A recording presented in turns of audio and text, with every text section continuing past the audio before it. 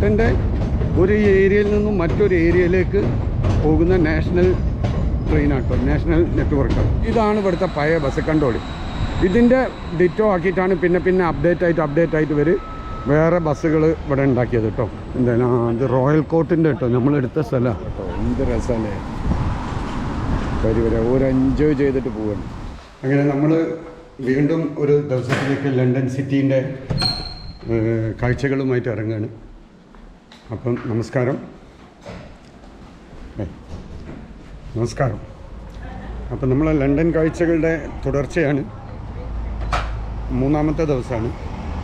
അപ്പം എല്ലാവരും നമ്മളെ തുടർന്നുള്ള പ്രധാനപ്പെട്ട കാഴ്ചകളിലേക്ക് എല്ലാവരും കൂടെ ഉണ്ടാവുക. ഇന്നത്തെ കാഴ്ചകൾ നമ്മൾ ഡിഫറെൻ്റ് ആയിട്ടുള്ള അടുത്തൊരു ലൈനാണ്. ആ line green line, blue line, ഈ രണ്ട് ലൈനും ഇന്ന് നമ്മൾ കണ്ട് തീർക്കുന്നതാണ് പ്രധാനപ്പെട്ട ഏരിയകൾ മൊത്തം. അപ്പം ആ കാഴ്ചകളിലേക്കാണ് നിങ്ങളിന്ന് ഞാൻ കൂട്ടിക്കൊണ്ടുപോകുന്നത്. എല്ലാവരും കൂടെ ഉണ്ടാവുക. ഇന്നത്തെ ഡേ നമുക്ക് അടിച്ചു പൊളിക്കാം. ഓക്കെ, നല്ല നല്ല കാഴ്ചകളും നല്ല വിവരണങ്ങളുമായിട്ട് ഇന്നത്തെ കാഴ്ച നിങ്ങളെല്ലാവരും കൂടെ ഉണ്ടാവുക. ഓക്കെ, അപ്പോൾ നമ്മൾ സ്റ്റാർട്ട് ചെയ്യണം. Okay, stay tune. അബേവുഡിൽ നിന്നാണ് നമ്മൾ പുറപ്പെടുന്നത്. അബേവുഡ് എന്ന് പറഞ്ഞാൽ റൂറൽ ഏരിയ ഒന്നല്ല, സിറ്റീൻ്റെ ഒരു എന്താ ഹൗസിങ് ഏരിയ ആണ്, താമസക്കാർ കൂടുതലുള്ള ഒരു ഭാഗമാണ്. ഇവിടെയാണ് ഞാൻ എൻ്റെ കസിൻ്റെ അടുത്ത് താമസിക്കുന്നത്. ഇവിടുന്ന് പുറപ്പെട്ട് നേരെ സിറ്റിയിലെത്തിക്കഴിഞ്ഞാൽ വീണ്ടും നമ്മൾ സിറ്റി കാഴ്ചകളിലേക്ക് എല്ലാവരും കൂടെ ഉണ്ടാവും കേട്ടോ. വീണ്ടും നമ്മൾ പ്രധാനപ്പെട്ട കാഴ്ചകളിലേക്കാണ്. ഇവിടുത്തെ പ്രത്യേകത എന്താണെന്ന് പറഞ്ഞിട്ടുണ്ടെങ്കിൽ, ഇത് മുമ്പ് മുതലേ ഇവിടെ ഉണ്ടായിരുന്ന റെയിൽവേ ലിങ്കാണ്. ആ ട്രെയിൻ പോകുന്നതാണെന്നുണ്ടെങ്കിൽ അത് സൗത്ത് ഈസ്റ്റ് എന്ന് പറയില്ലേ, ബ്രിട്ടനിലെ മൊത്തം സ്ഥലം കവർ ചെയ്യുന്ന നാഷണൽ റെയിലാട്ടെ. നാഷണൽ റെയിൽ, അതിന് ശേഷം മെട്രോ ലൈന്, പിന്നെ സിറ്റി ലൈന്, ഇത് ആൾക്കാർക്ക് നടക്കാനുള്ളത്. അങ്ങനെ മൊത്തം ഇവിടെ എല്ലാ നെറ്റ്വർക്കും ഇതിലൂടെ പാസ്സാവുന്നുണ്ട്. ഇവിടെ ബസ്സിൻ്റെ ട്രാക്കില്ല. ഓക്കെ, വാഹനങ്ങൾക്കുള്ള ട്രാക്കില്ല. റെയിൽവേൻ്റെ ഫുള്ള് ട്രാക്കും അത് കഴിഞ്ഞ് കഴിഞ്ഞാൽ ഇതേപോലത്തെ ആൾക്കാർക്ക് നടക്കാനുള്ള കേട്ടോ.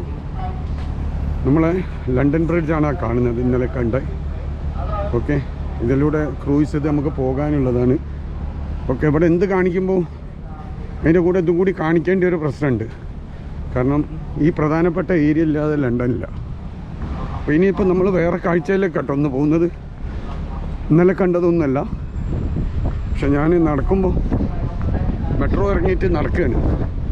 കാരണം ഞാൻ നിൽക്കുന്ന സ്ഥലത്ത് നിന്നും ഇവിടേക്ക് എത്താൻ 1 മണിക്കൂറോളം വേണം. നമ്മളെ ബസ് അതങ്ങനെ പോയുന്ന പാലത്തിലൂടെ. ഓക്കെ,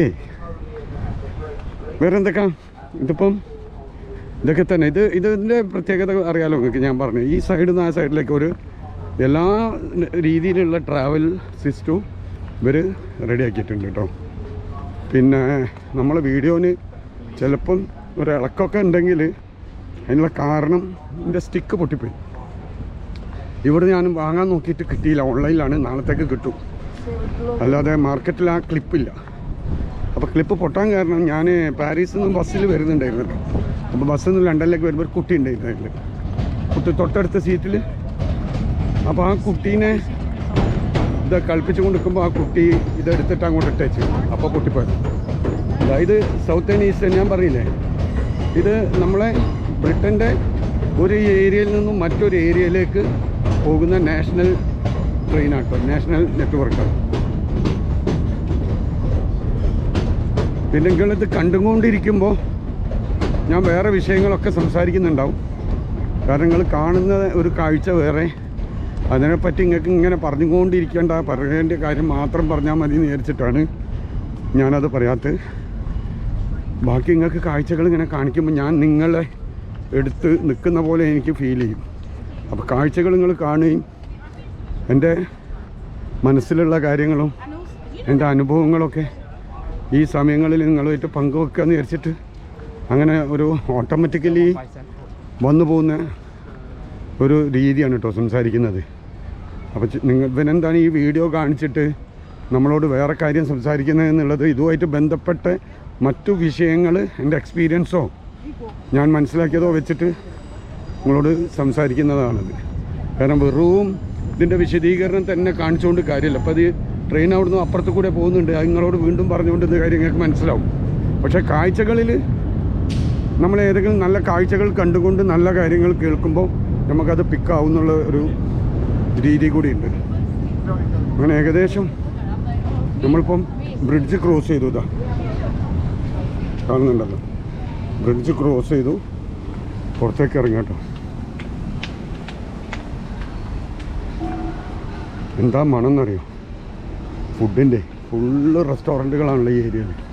ഈ ഏരിയയിലേക്ക് വരുമ്പോൾ നമ്മളെ ഭക്ഷണക്കൊതിയനാക്കും. നമ്മളെ നാട്ടിൽ മാത്രമല്ല ഈ റെസ്റ്റോറൻറ്റ് സിസ്റ്റം ഉള്ളത്. ഫുഡിൻ്റെ ക്രേസുകാർ എല്ലാ നാട്ടിലും ഉണ്ട്, അല്ല പല നാടുകളിൽ നിന്നും. പക്ഷേ നമ്മളത്ര ക്വാണ്ടിറ്റി അവർ കഴിക്കില്ല, നമ്മൾ ഭയങ്കര ക്വാണ്ടിറ്റി കഴിക്കും. അതാണ് നമ്മളിൽ ഞാൻ കണ്ടൊരു പ്രോബ്ലമായിട്ട് തോന്നിയത്.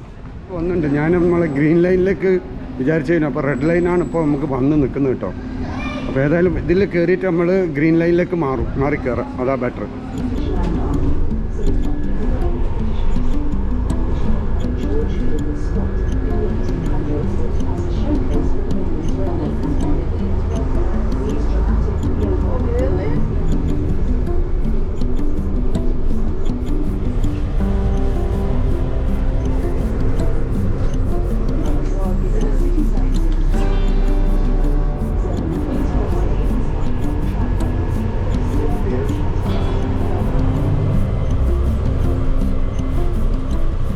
ബസ് സ്റ്റോപ്പുകൾ ഇങ്ങനെ നട്ടുണ്ടാവും. ആ ബസ് സ്റ്റോപ്പ് കുത്തിരുന്ന് ഇങ്ങനെ കളിക്കുകയും കാര്യമൊക്കെ ചെയ്യാം.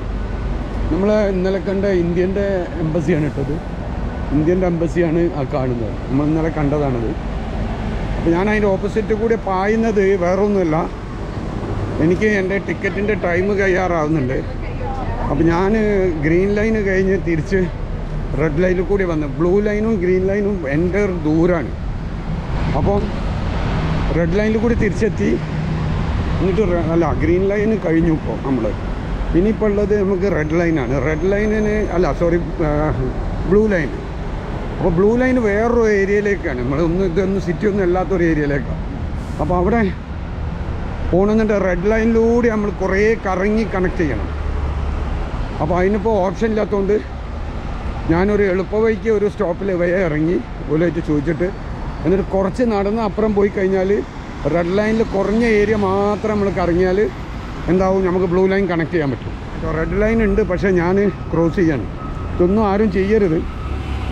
ഞാൻ നമ്മളെ ടൈമിങ്ങിന് ഇത് വരുമ്പോൾ നമ്മൾ എക്സ്പീരിയൻസ് വെച്ചിട്ട് അങ്ങ് ചെയ്യൽ തന്നെയാണ്. ഓക്കെ, സ്വാഭാവികമായിട്ട് റൂൾസ് ഭയങ്കര സ്ട്രിക്റ്റൊക്കെ ആണെങ്കിൽ പോലും നമ്മൾ അർജൻറ്റിന് നമ്മൾ ക്രോസ് ചെയ്യുമ്പോൾ നമ്മളൊന്ന് ശ്രദ്ധിച്ച് ക്രോസ് ചെയ്യണം. അത്രേ ഉള്ളൂ അതിൻ്റെ പ്രശ്നം. കാരണം എവിടെയെങ്കിലും ഇതുപോലെ ഇഷ്യൂ ഉള്ള സ്ഥലം, ഇതുപോലെ എന്തെങ്കിലും ആരെങ്കിലും ജനറലി ക്രോസ് ചെയ്തിട്ട് ആക്സിഡൻറ്റോ എന്തെങ്കിലും മരണമൊക്കെ സംഭവിച്ചിട്ടുണ്ടെങ്കിൽ ആ പോയിന്റിൽ, ലോകത്തിൽ എവിടെയും അങ്ങനെ കേട്ടോ, ആ പോയിന്റിൽ ഇവർ പ്രത്യേകമായിട്ട് കോൺസെൻട്രേറ്റ് ചെയ്യും. അപ്പോൾ അവിടെ നമ്മൾ ക്രോസ് ചെയ്യുമ്പോൾ നമുക്ക് ആ വില റൂൾസ് പ്രകാരം എന്തെങ്കിലും ഫൈനോ എന്തെങ്കിലും പ്രശ്നങ്ങളുണ്ടെങ്കിൽ ആ സാധനം നമ്മൾ അനുഭവിക്കേണ്ടി വരും. അതാണ് അതിലുള്ള ഒരു കുഴപ്പട്ടോ. അതുകൊണ്ട് തന്നെ അത് നോർമലി നമുക്ക് ടൈമുള്ള സമയത്തൊന്നും ആരും ആ സംഗതി ചെയ്യരുത്. നമ്മൾ അർജൻറ്റ് ഉണ്ടാകുമ്പോൾ നമ്മൾ ഒന്ന് ടേക്ക് കെയർ ചെയ്ത് നമ്മളെന്താ പറയുക, നമ്മളെ തന്നെ ശ്രദ്ധിച്ചും കൊണ്ട് നമുക്ക് ലേശം സ്പീഡാവുന്നതിൽ തെറ്റൊന്നുമില്ല. അതിനെക്കൊണ്ട് ആരും ഫൈൻ ചെയ്തൊന്നുമില്ല ലോകത്ത്. പക്ഷേ എന്തെങ്കിലും ഇഷ്യൂ വന്ന സ്ഥലത്ത് ഇവർ സ്പെഷ്യലായിട്ട് ആ ഒരു സിഗ്നൽ ഇവർ വളരെ കെയർ ചെയ്യും. അവിടെ പെട്ടെന്ന് ആരെയും ക്രോസ് ചെയ്തിട്ടുണ്ടെങ്കിൽ അതിന് ഇവർ ഫൈൻ ഇടുകയും അങ്ങനെ സ്ട്രിക്റ്റ് ആക്കിയിട്ട് എടുക്കുന്നൊരു ഭാഗം ഉണ്ടാവും കേട്ടോ. അപ്പോൾ നമുക്ക് ആ നെക്സ്റ്റ് ഇതിലാണ് നമുക്ക് പോകേണ്ടത്. ഏറ്റവും പഴയ ബസ്സാട്ടോ ഇവിടുത്തെ പഴയ ബസ്. ഇതാണ് ഇവിടുത്തെ പഴയ ബസ്, കണ്ടോളി. ഇതിൻ്റെ ഡിറ്റോ ആക്കിയിട്ടാണ് പിന്നെ അപ്ഡേറ്റ് ആയിട്ട് ഇവർ വേറെ ബസ്സുകൾ ഇവിടെ ഉണ്ടാക്കിയത് കേട്ടോ. അപ്പോൾ ഇവർ ആ കാലത്ത് 1938 സ്റ്റാർട്ട് ചെയ്തിട്ടുണ്ടെന്നാണ് ഞാൻ കേട്ടത്, ഇവർ ഡബിൾ ടക്കർ ബസ്. പക്ഷേ ഇപ്പോഴും ഇവർ ഏറ്റവും പുതിയ ബസ് ഇറക്കുമ്പോൾ ഇവർ അതേ രീതിയിലെടുക്കുക. ഇതേ സിസ്റ്റമാണ് കേട്ടോ ടാക്സിയും.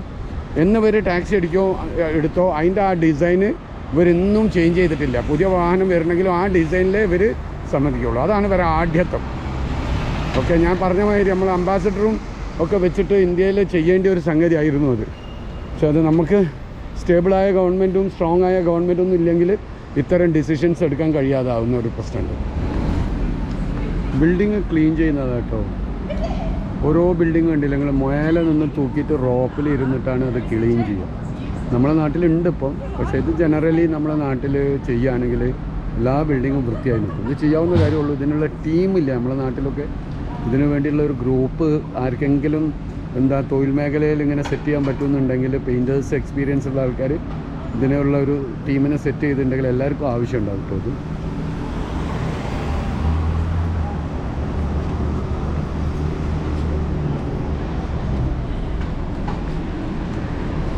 നമ്മൾ നമ്പർ 8 പോകണം. പിന്നെ ഇവിടെ വീഡിയോ എടുത്തുകൊണ്ട് ഞാൻ പറയാൻ കാരണങ്ങൾ പലതും എന്താ പറയുക, എങ്ങോട്ട് കാണിച്ചാലും നിങ്ങൾക്ക് കാണാനുള്ള ഭംഗി ഇവിടെ ഉണ്ടാവും, കാഴ്ചക്കുള്ള ഭംഗി ഇവിടെ ഉണ്ടാവും. പറയുന്നത് എന്താണ്, അത് റോയൽ കോർട്ടിൻ്റെ കേട്ടോ നമ്മളെടുത്ത സ്ഥലമാണ്. അവിടുന്ന് കാണുമ്പോൾ ഞാൻ ഞെട്ടിത്തരിച്ചിരിക്കുകയാണ്, ഏതാ പുതിയ ബിൽഡിംഗ് എന്ന് വെച്ചിട്ട്. റോയൽ കോർട്ടിൻ്റെ ഓൾറെഡി നമ്മൾ ഷൂട്ട് ചെയ്ത് കഴിഞ്ഞതാണ്. എൻ്റെ പോക്ക് ഇങ്ങനെയാണ്. ഇവിടെ സൈക്കിളും ബൈക്കും ഒക്കെ ഇങ്ങനെയാണ് പോവുക, ഞെട്ടിച്ചാണ് പോവുക. പക്ഷെ അതൊന്നും ഇവിടെ വിഷയമല്ല കേട്ടോ. അതൊക്കെ ഇവിടെ കെയർഫുള്ളാണ്. ഇവിടെ റോഡിന് അതിനുള്ള സൗകര്യമുണ്ട്. ഇപ്പോൾ ഈ സൈക്കിൾ പോകുന്ന സ്പീഡൊക്കെ കണ്ടെങ്കിൽ എന്ത് ജാതി സ്പീഡിലാണ് പോകുന്നത്. ഈ വെള്ളം ഇറക്കത്തിൻ്റെ പ്രശ്നം എല്ലാ നാട്ടിലും ഉണ്ട് കേട്ടോ. ഇപ്പോൾ കണ്ടെങ്കിൽ ഫുള്ള് വെള്ളം താന്ന് കിടക്കുകയാണ്. അവിടേക്ക് കരയിലേക്ക് കണ്ടെങ്കിൽ അത്രയും വെള്ളം വരേണ്ട സ്ഥലത്ത് താഴോട്ട് ഇറങ്ങിക്കിടക്കുകയാണ്. അപ്പോൾ എന്താവെന്ന് പറഞ്ഞിട്ടുണ്ടെങ്കിൽ വളരെ വലുതൊക്കെ പിന്നെ വരുള്ളൂ. ഇത് സെൻട്രൽ ലൈൻ മാത്രം പിടിച്ചിട്ട് വരും. അപ്പോൾ ഈ വെള്ളം ഇറക്കം എന്ന് പറയുന്നത് ലോകത്തിലെ ഒരു പ്രതിഭാസമാണ്. അതിനനുസരിച്ചിട്ടാണ് സർവീസ്. നമ്മുടെ നാട്ടിൽ ചില സംഗതികൾക്ക് പറയുന്നതൊക്കെ അവിടെ വെള്ളമിറക്കത്തിൻ്റെ സമയത്ത് തീരെ ഒന്നും ചെയ്യാൻ കഴിയില്ല. അതിനെക്കൊണ്ടും വെള്ളമിറക്കത്തിൻ്റെ സമയത്ത് നമ്മൾ ഒഴിവാക്കി നിർത്തിയിട്ട് വെള്ളം കയറുന്ന സമയത്താണ് അതിൻ്റെ മെയിനായിട്ടുള്ള ചെയ്യേണ്ടത്. അങ്ങനെയാണ് ലോകത്ത് മൊത്തവും അത് ഫോളോ ചെയ്തിട്ടാണ് എല്ലാവരും ചെയ്യുന്നത്. അങ്ങനെയാണ് അതിൻ്റെ സിസ്റ്റം. ഞാൻ നമ്മളെ നാട്ടിൽ അങ്ങനെ ഒരു ബോട്ടിങ്ങിൻ്റെ സംഗതി അങ്ങനെ സംസാരിച്ച് കേട്ടുകൊണ്ട് പറഞ്ഞത് മാത്രമേ ഉള്ളൂ കേട്ടോ. അപ്പോൾ നമ്മൾ സ്റ്റോപ്പിൽ എത്തിയിട്ടുണ്ട്. ഇവിടെ നമ്മൾ അടുത്തേക്ക് കയറുന്നത് വരിയായിട്ട് സൈക്കിളുകൾ ചവിട്ടിങ്ങനെ പോവുകയാണ്. അല്ല ഇനിയും വരുന്നുണ്ട്. ഇത് നമ്മളെ കമ്പനിയല്ല, ഇത് വേറെ കമ്പനിയാണ്. അതുകൊണ്ട് നമ്മളിപ്പോൾ കയറുന്നില്ല. നമ്മൾ സൈക്കിളെ ഷൂട്ട് ചെയ്യാൻ പോട്ടോ. ഈ സൈക്കിൾ ട്രാക്കിലൂടെ അവരിങ്ങനെ എൻജോയ് ചെയ്തിട്ടാട്ടോ വരിക. അവിടെ ബോട്ട് സർവീസ് പോയിക്കൊണ്ടിരിക്കുന്നു. ഇതൊക്കെ നമ്മളെ ബീച്ചിൽ ചെയ്യേണ്ട സംഗതികളാട്ടോ. ഇപ്പോൾ ഈ കാണുന്നത് നമ്മളെ ബീച്ചിൽ ഒരു ട്രാക്ക് ഉണ്ടാക്കിയിട്ടുണ്ടെങ്കിൽ നമ്മളെ കുട്ടികൾ വൈകുന്നേരം വന്നിട്ടൊക്കെ ഇതിലൂടെ എങ്ങനെ കറങ്ങി എന്ത് ഭംഗിയല്ലേ. ഇതൊക്കെ നമ്മൾ സിമ്പിളായിട്ട് ഫോളോ ചെയ്യാൻ പറ്റുന്ന ഒരു കാര്യമാണ്. ഇതൊക്കെ കോർപ്പറേഷൻ തന്നെ ചെയ്യേണ്ടതാണ്. നമ്മളെ ബീച്ചിൻ്റെ സൈഡിൽ കൂടി ഒരു ട്രാക്ക് ഉണ്ടാക്കിയാൽ എത്ര ആൾക്കാർ അത് ഉപയോഗിക്കും. ശരീരത്തിനും നല്ലത്, കോർപ്പറേഷന് പൈസയും കിട്ടും. ഒരു ഹെൽത്തി എന്താ പറയുക എനർജറ്റിക് സിസ്റ്റമാണ് ഈ സൈക്ലിംഗ് എന്ന് പറയുന്നത്. ഓക്കെ, ഇതൊക്കെ നമുക്ക് പ്രാവർത്തികമാക്കാൻ പറ്റുന്ന കാര്യങ്ങളേ ഉള്ളൂ. അപ്പോൾ നമ്മൾ വീണ്ടും അടുത്തൊരു ബസ് വന്നിട്ടുണ്ട്. അത് നമ്മളത് ഇനിയിപ്പോൾ അടുത്തത് വരുമ്പോൾ നമ്മൾ അതിൽ തുടർന്ന് കയറും. എന്നിട്ട് ബ്ലൂ ലൈനിലേക്ക് പോകട്ടോ. ബ്ലൂ ലൈനിലത്തെ കാര്യങ്ങൾ ഞാനൊന്ന് പറഞ്ഞുതരാം. ഇതാണ് ബ്ലൂ ലൈൻ. ഇതിൽ റെഡ് ലൈനിനെ നമുക്ക് കണക്ട് ചെയ്യാൻ പറ്റുള്ളൂ. അപ്പോൾ ഇവിടുന്ന് 8 കയറിയിട്ട് നമ്മൾ നേരെ ഈ ബ്ലൂ ലൈനിലേക്ക് അങ്ങോട്ട് കയറും. എന്നിട്ട് പിന്നെ ഈ കാണുന്ന ഭാഗങ്ങൾ മൊത്തം നമുക്ക് ബ്ലൂ ലൈനിലാട്ടോ. മൊത്തം ഞാൻ വിശദമായിട്ട് നിങ്ങൾക്ക് കാണിച്ചു തരുന്നത്. അതിൻ്റെ ഇടയിൽ സൈക്ലിങ്ങിൻ്റെത് വരുന്നത്. നമുക്കിതാണ് ഇവിടെ പ്രത്യേകമായിട്ട് കാണാനുള്ളത്.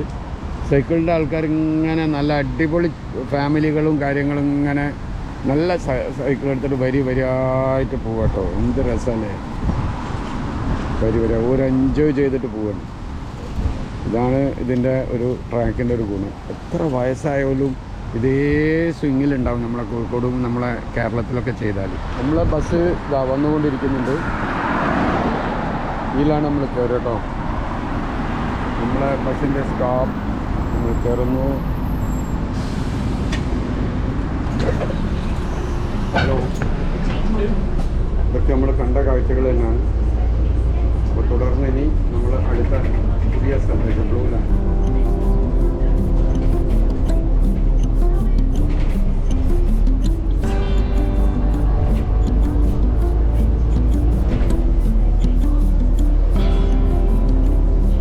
നമ്മൾ റെഡും ബ്ലൂവും കൂടിയും മിക്സ് ആവുന്ന ഒരു ലൈനിലാണ് ഇപ്പോൾ ഉള്ളത്. ഇത് station Hyde Park Corner. Hyde Park കോർണറിലാണ് നമ്മളുള്ളത്. അവിടുത്തെ ഒരു റഷാണ് കേട്ടോ. അതിലെ പാർക്കാണ്, ഇതാണ് ആ പാർക്ക്. ഹൈഡ് പാർക്ക് എന്ന് പറയുന്ന പാർക്കാണ് നമ്മൾ ഈ കാണുന്നത്. ഇവിടുത്തെ ആൾക്കാരാണ് കൂടുതൽ, ജനങ്ങൾ ഭയങ്കര റഷിലാണുള്ളത്.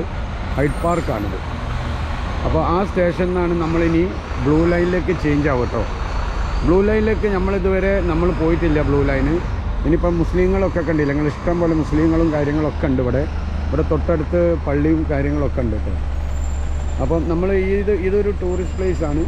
മെയിൻ റഷായ ഒരു എന്താ പറയുക, ഒരു കോർണർ പോലത്തെ ഒരു സ്ഥലമാണ്.